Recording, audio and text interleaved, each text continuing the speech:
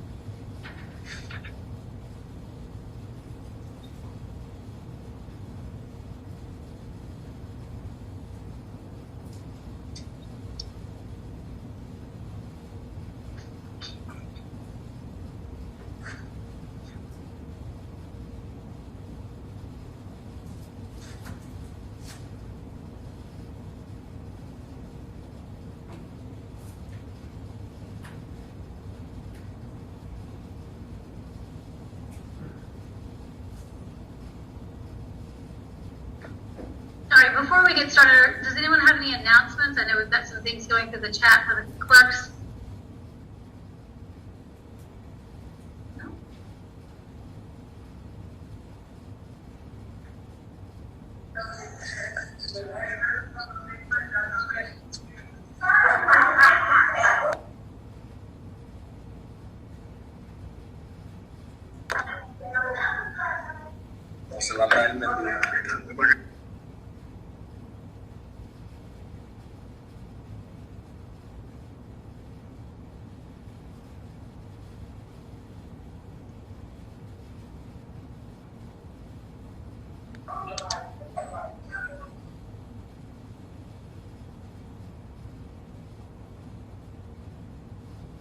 So Mr. Anderson, Mr. Heller, and Mr. Gaither, you all are for the same person?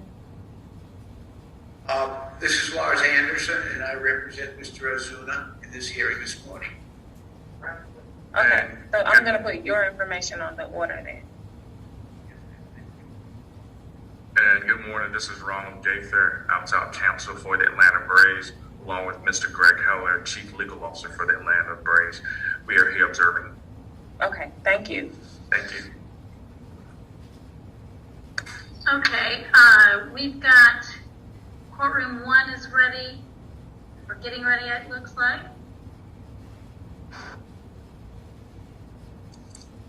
Yeah, number 25, Mr. Ozuna, ready for him. All right, and I've got a couple more people in there for announcement. That's fine, we'll handle those. And does South Annex want to turn on in case you want to let them hear the announcement? If not, I don't mind repeating. Ladies, listen up. Gonna do the announcement. Ladies, Yeah. Okay.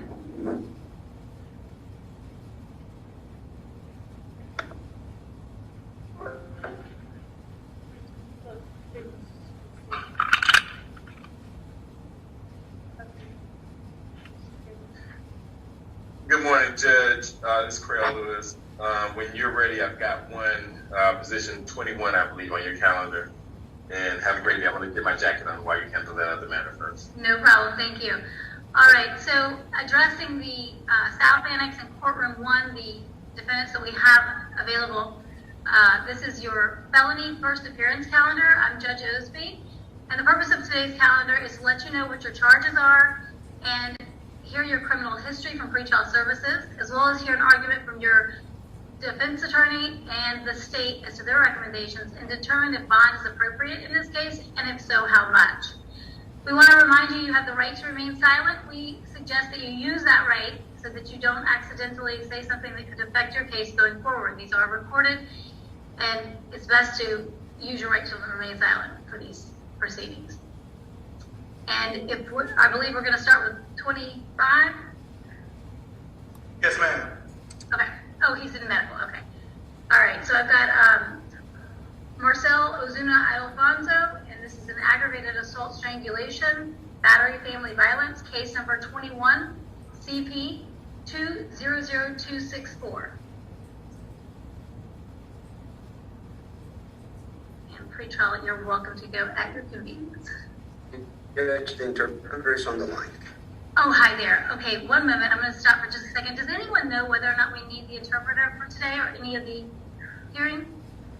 We will not need the interpreter for the case immediately before the court, Your Honor.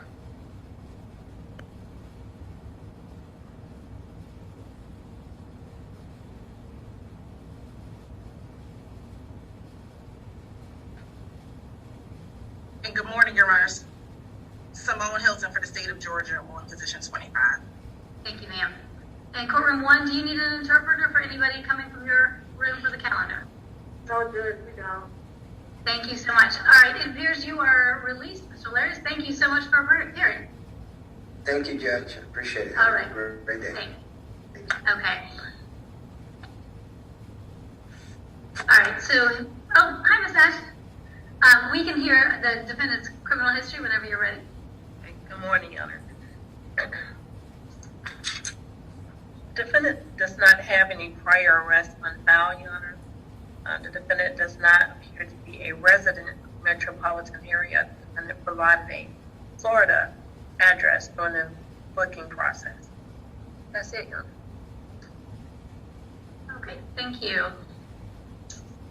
Judge, is this Michael Bronxton's case? Apologize. I'm sorry? This is Michael Bronxton.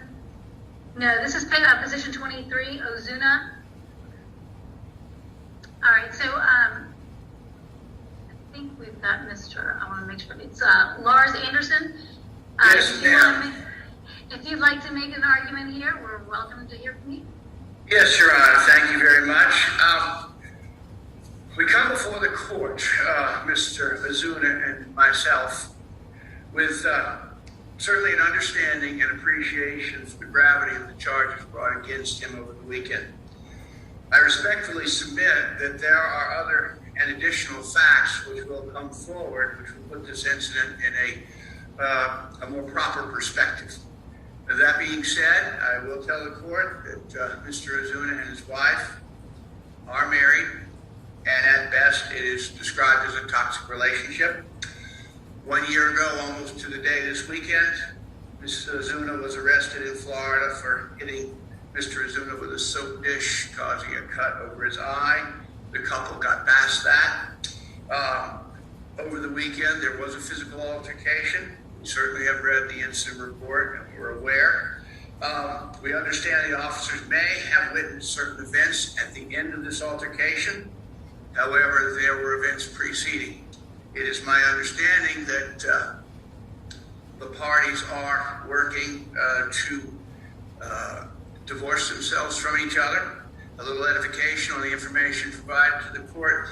Mr. Ozuna does have a Florida address. However, and I don't mean to be disingenuous, he does play for the Atlanta Braves. He does rent a house here in Atlanta. He will be staying in Atlanta for the foreseeable future. He will not be going back to Florida. Mrs. Ozuna and the children live, I believe, in Miami, and they are going to be there. So there is going to be physical separation between the parties. Through their own attorneys, they are working on dissolving the marriage. That's there. As the information presented to the court was stating, our client has no criminal history whatsoever. He is obviously a public figure. He has responsibilities in Atlanta. He has financial interest in staying in Atlanta and staying within the I don't want to say confines per se, but certainly within the structure provided by the Atlanta Braves baseball team. He is injured. He does have a rehab schedule, so he's not going anywhere for at least 6 to 8 weeks. Should he successfully rehab and should he be eligible to participate with the Braves in the future, we would like that to be there. We're asking the court this morning to post a reasonable bond. We certainly will accept any restrictions placed upon Mr. Ozuna by the court. Clearly, that's going to be no contact with his wife. Mr. Ozuna does not have any other instances of violent behavior with anybody else. This appears to be arising from this relationship. We also understand that if the court would like monitoring, we accept that. but he's going to be hard to hide. He's not going anywhere. He is here. He has financial reasons to be here. He also, and I would be remiss if I did not mention, would like his day in court. So for those reasons, we are asking that he be granted a bond. Again, he is not a threat to the public. He's not a flight risk. We understand the charges are serious. We expect a significant bond, but we stand ready to abide by that and any other conditions by the court. Thank you. Thank you. And before, Mr. Dabney, before you proceed, in your argument, you mentioned that the address that is listed within our warrant is the Atlanta address. I just wanted to clarify whether or not she would be residing there, or if that is his place of residence on the lease. The address at 185 Windsor Court in Atlanta is only his address. She will not be there anymore. She was here just visiting over the weekend. An unfortunate set of circumstances, but he lives there by himself. He will be there by himself. Thank you. Thank you, ma'am. We can hear from the state. Yes, Your Honor. Good morning. Your Honor. I said Mr. Dabney just out of habit. I apologize. It's quite all right. It's usually as Mr. Dabney. Your Honor, in this case, Your Honor, the state would be asking for no bond. The state is concerned for the victim's safety. We do understand that the defendant does not have any criminal history. However, based upon what the victim did mention to the officers, which is contained within the warrant, that she has provided that there has been other instances of abuse in this case. While not reported, there were other instances of abuse. The state is concerned that in this case, according to the warrant, the defendant did threaten to kill her and then proceeded to strangle her, such that the strangulation did not stop until officers with the Sandy Springs Police Department entered into the home and intervened into this act. As defense counsel has mentioned, there is what we understand to be an open pending case stemming from an incident last year. In that case, Your Honor, this is the state's understanding that there was initially a no contact order provided, then it was amended to allow for contact, and then here we are a year later with an escalating incident. So given that history, Your Honor, the state is asking for a no bond in this case. However, if the court is inclined, we have spoken to the victim through her attorney, Mr. De Verona, who is on the call this day, standing in her stead. In all candor to the court, the victim has asked for a bond in this case, as well as no violent contact. The state's position is no bond, but if the court is inclined to give a bond, the state would be asking for a no contact provision. We will also ask that the defendant have no weapons, specifically no guns. We would ask that he have pretrial level 1 reporting. And I'm not sure, understand that he does play for the Braves, if he plans on having to leave for games, but that he will provide free trial with the schedule of his games and when he shall leave and return back to the state of Georgia, as well as an ankle monitor in this case, Your Honor. Okay, so I understand, Ms. Nash, that I'm sure you raised your eyebrows there with the the felony charge not being a pretrial allowable charge, but the misdemeanor would be. So that being said, he doesn't have a criminal history for 30 years old. I understand this open case, and I'll consider that. I do think that this is if nothing more, definitely a toxic relationship between the two. I see Mr. De Verona on here as well. Did you want to make any commentary on behalf of the witness at all? Your Honor, with the court, thank you for allowing me to appear on behalf of the wife in this matter. Just to clarify, there is no open case against my client. That case was actually no cross back in June of 2020 through some error. And the reason why I know it, because I was the defense counsel for Mrs. Ozuna. So through some clerical error from the Miami-Dade clerk of court, that case remained open and it was dismissed yet again through a no action memorandum by the state attorney of Miami-Dade County back in March of 2021. So there is no open case. And just to reiterate what the district attorney did say, is that my client has expressed that she has no imminent fear of death or bodily harm. She is currently in Miami-Dade County in the state of Florida, which is quite a little distance from the state of Georgia in this particular situation. She has expressed that she has no objection and would like to have the father of her children released on some type of bond. and to have no violent contact. And that's what her wishes are. It has been expressed to me, which it correctly has been expressed by the district attorney in this case. But I just wanted to clarify that issue with an open case. There is no open case. My client has actually been freed and cleared of any wrongdoing, so she has nothing pending against her. I just wanted to clear that for the record. Okay. You mentioned the children, and how exactly do they go back and forth, or how is that done currently? No, the children reside with the mother. That's their primary residence at this point. And I believe that Mr. Anderson has expressed it correctly. I think the parties are in the process of trying to get a divorce. So there's going to be whatever type of situation and arrangement with the temporary custody would be with the mother, and then visitation, so on, or, shared parental responsibility. But that's not here or there for me at this point to get involved in, because I'm only here for that matter, which is before the court today, not in any family capacity. Okay, thank you, sir. So this all being said and taking everything into account, the state has requested some sort of a monitoring through pretrial at a low level 1. The only way to accomplish that would be to split the bonds here. And also, I know we've had Mr. Anderson that has argued that he thinks no contact would not do them any harm at this point. So in keeping in consideration that there are children, I'm not sure how old they are, but I don't want to prevent him from having contact with his children. So I'm going to say that there should be no contact with the victim, Genesis Guzman de Ozuna, if I can spell that later if you guys need it. But I will allow contact through a family member or third party for working out something with the children. And if this is something that counsel wants to argue to release later on in a bond hearing, that's perfectly fine as well. But at this time, I think with no further contact. Additionally, we're going to say no weapons in his possession during the pendency of this case. And also, obviously, no issues with the address listed here. And as Mr. Anderson stated, there's a lot, more to come out. So I'm not trying to put this in any way, but in order to get the pretrial services level 1, that will be for the second charge under battery family violence. And we do the unsecured judicial release on that. No monetary value is backing that up for that purpose. For the aggravated assault strangulation, I'm going to set the bond at $20,000. And I believe that covers everything unless someone else has any.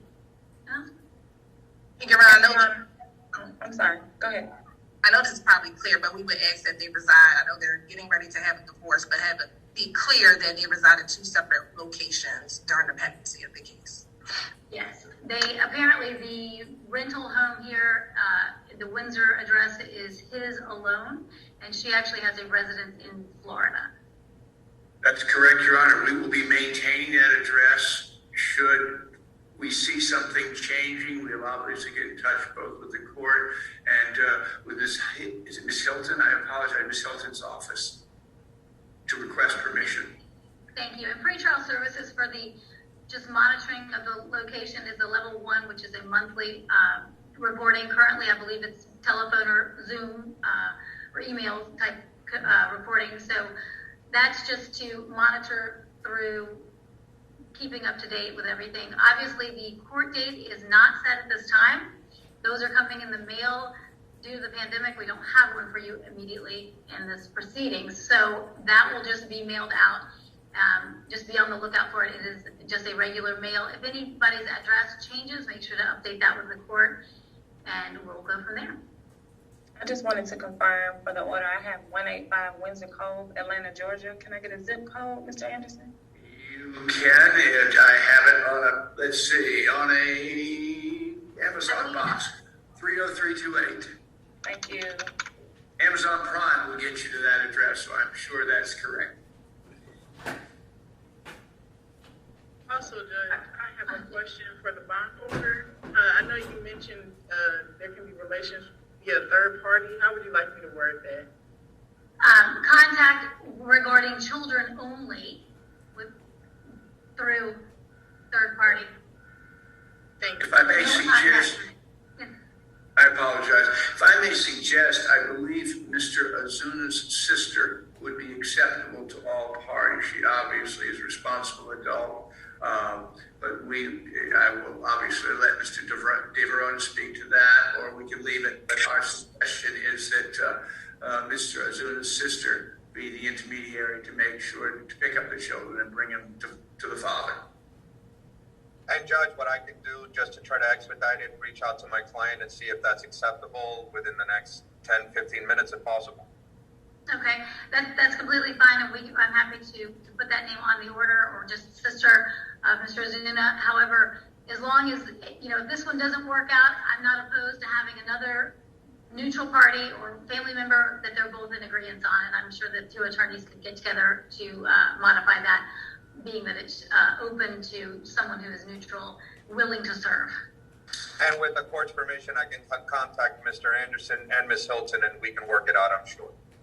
If something needs to be clarified, or if the parties no longer want to go with the original person, I would leave that all to you guys to work that out. So just no contact with her directly regarding anything except for the children.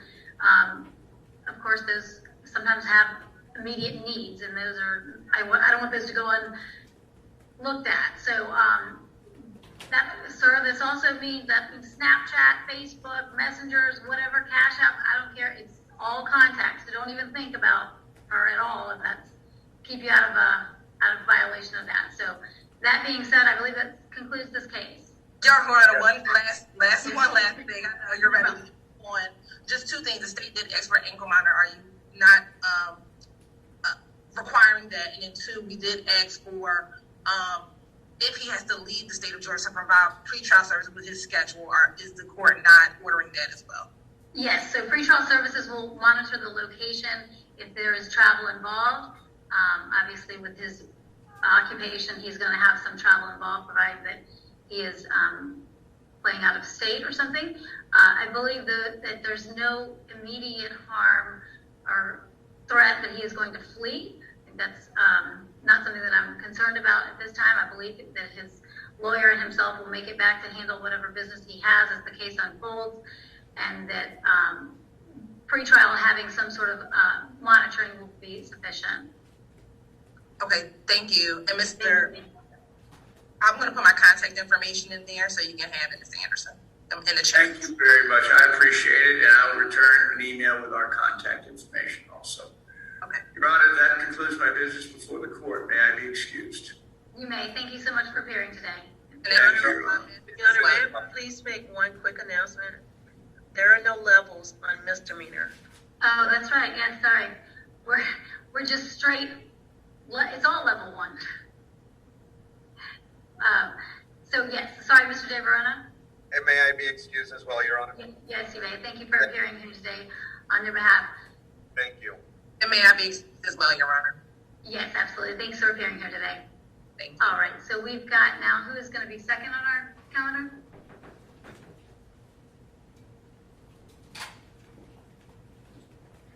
Judge Osby, we're gonna go ahead and start Department 1 until Officer Matthews meets the next person in medical. Okay, so you're saying 20,